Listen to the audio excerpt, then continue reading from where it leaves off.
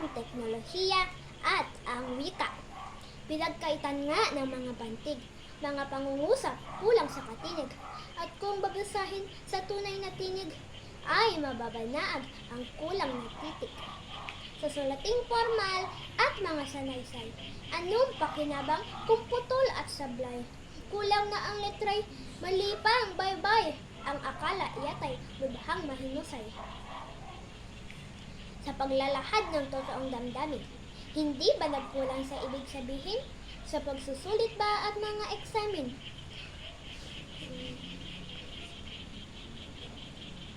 Makapasa kaya kung letray kulangin? Mundong makabago at teknolohiya, anong naidulot sa ating pag-asa? Kabataang dugong mag-aahon sana, tila katunggali ng sariling wika. Ngayoy nagtatampo, wikang Filipino, sa waray na sunog ang tunay na mundo. Ang wika na dapat ay isinasaulo ay lubhang nalimot at nagkalito-lito.